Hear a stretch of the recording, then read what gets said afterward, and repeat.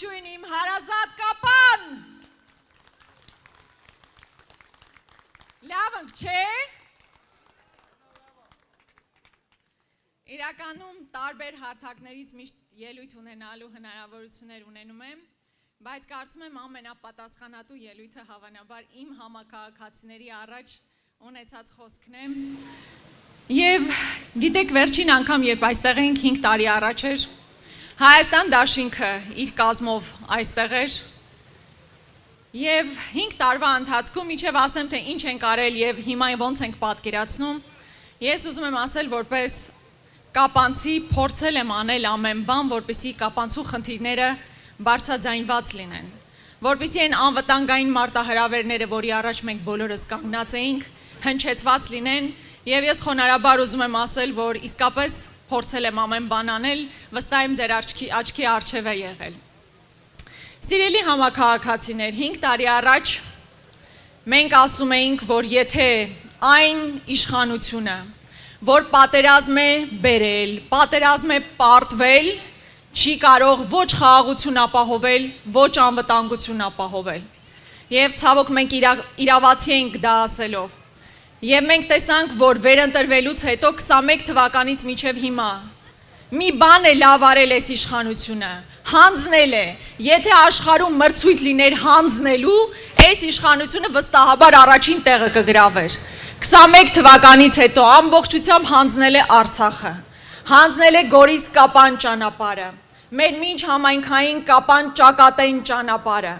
Եվ հիմա էլ նորից մասնակցում է ընտրություններին ասելով, որ հիմա էլ գալիս է այսպես կոչված անկլավներ հանձնելու, Տիգրանաշենը հանձնելու, այն ճանապարհը, որով մենք ամեն օր գնում և գալիս ենք։ Եվ սա մենք միասին պետք է ուղղակի թույլ չտանք։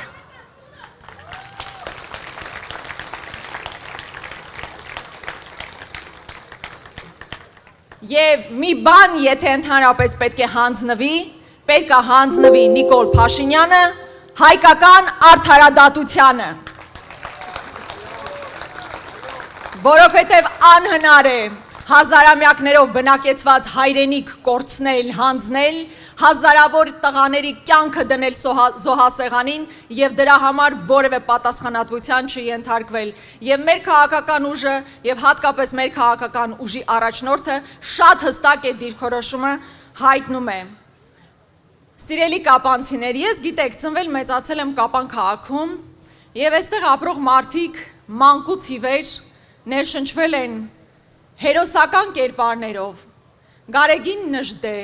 Դավիթ Բեկ, Պողոս Դավթյան, Արամ Մանուկյան, Առաջին հանրապետության հիմնադիր, և մենք գիտենք, թե հերոսական ճանապարհը որն է և հերոսն ովքեր են։ Հիմա մեզ բոլորիս փորձում են համոզել, որ ոչ թե հերոսություն է հող ազատագրելն ու հող պահելը, այլ հող հանձնելը։ Հիմա այդպես են, չէ, փորձում իրենց դիրքավորել, որ լավ էր, որ Արցախը հանձնվեց, լավ էր, որ այս ճանապարհները հանձնվեցին։ Մենք ասում ենք հակառակը, կապանցին պետք է մերժի ցանկացած նման զիջողական քաղաքականություն։ Մենք իհարկե ուզում ենք լավ հարաբերություններ ունենալ մեր հարևանների հետ, բայց այդ հարաբերությունների կարգավորումը չի կարող լինել սեփական արժանապատվության նվաստացման և ստորացման ճանապարհով և կապանցին որևէ կերպ դա թույլ տալ ուղղակի չի կարող։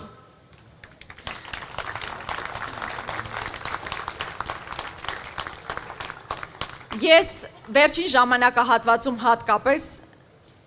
լսել եմ, որ շատ մեծ դժգոհություն կա հատկապես սահմանամերձ բնակավայրերում դպրոցների փակման առիթով և ես չեմ կարող այս հարթակից չխոսել նաև դրա մասին։ Սիրելի հատկապես սահմանամերձ բնակավայրերի բնակիչներ, մենք պարզապես կասեցնելու ենք այդ ծրագիրը։ Նույն Դավիթ Բեկից բազմաթիվ ահազանգներ ենք ստացել, այդ ծրագիրը կասեցվելու է, սահմանամերձ գյուղը առանց դպրոց ուղղակի գոյություն ունենալ չի կարող և թույլ չենք տալու այս հանձնվողական քաղաքականությունը բերել արդեն երկրի սահմաններից ներս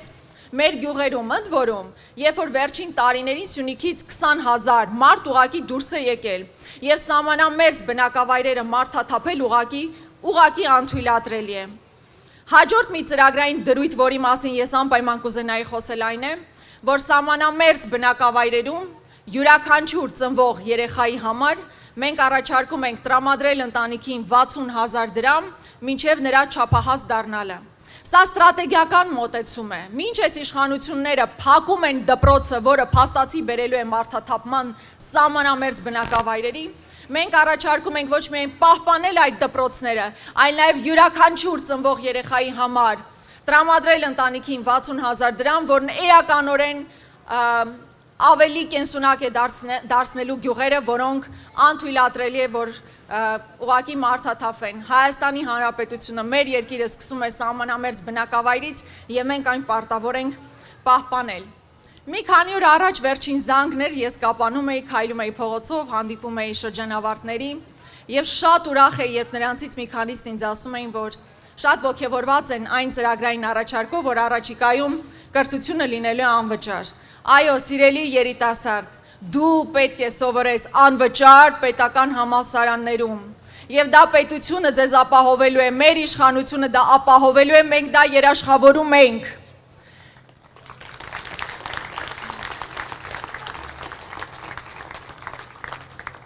Մինչև մեր հավաքը սկսելու, գիտեք, վերջին, ուզում եմ շատ անկեղծ զրույց ունենալ ձեզ հետ։ Վերջին մի քանի օրերի ընթացքում եւ կապանով շրջում էի, զգում էի, որ ինչ որ լարվածություն չասեմ, բայց վախի մթնոլորտ զգացվում էր։ Ու ես գիտեմ դա ինչու է, որովհետեւ մի լայքի համար մարդկանց հեռացնում են աշխատանքի,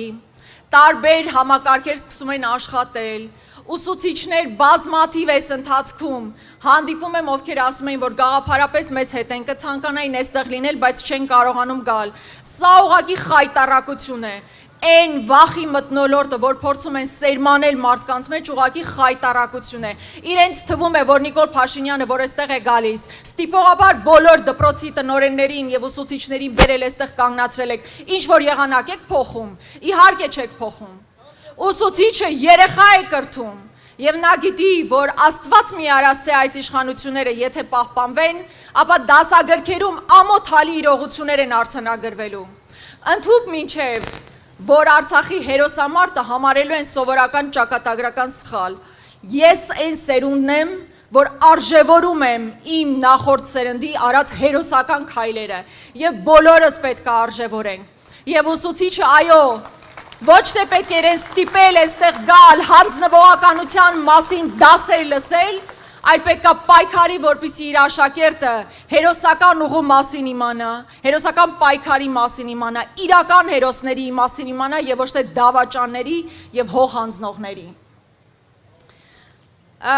Սիրելի կապանցիներ, կարծում եմ դեռ առիթներ կլինի նաեւ այս ընթացքում շատ շփվելու։ Սյունիքը մեր Հայաստանի ողնաշարն է։ Ես ուզում ենք մենք միասին ամուր պահենք այդ ողնաշարը, որովհետև իսկապես բազմաթիվ վտանգներ եւ մարտահրավերներ կան, որ հիմա մեր առջև կանգնած են։ Բոլոր աշխարհաքաղաքական կենտրոնները աչք ունեն այս կամ այն հատվածի վրա։ Եկեք մենք միասնաբար ասենք, որ թույլ չենք տալու, որ Սյունիքը որպես մեր ողնաշար ջարդվի։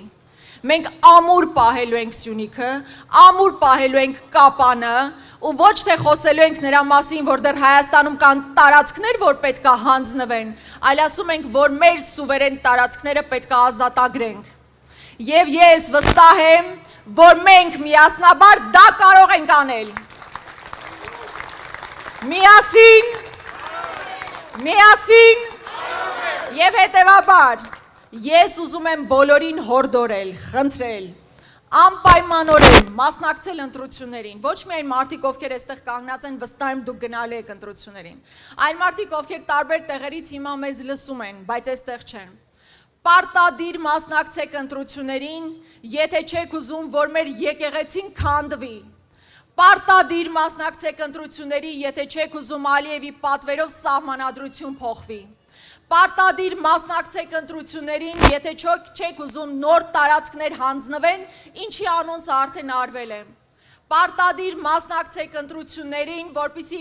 մեր խորհրդանիշների դեմ պայքար չմղվի, որպեսզի ադրբեջանցիները Հայաստանում չբնակեցվեն եւ չզգան իրենց այնպես, ինչպես երազում է այսօրվա իշխանությունը։ Սա մեր բոլորի պարտքն է մեր ավակ սերունդի նկատմամբ եւ մեր գալիք սերունդի նկատմամբ պահպանել մեր ինքնությունը եւ հանուն դրա պետք է մասնակցել ընտրություններին։ Շնորհակալ եմ շատ։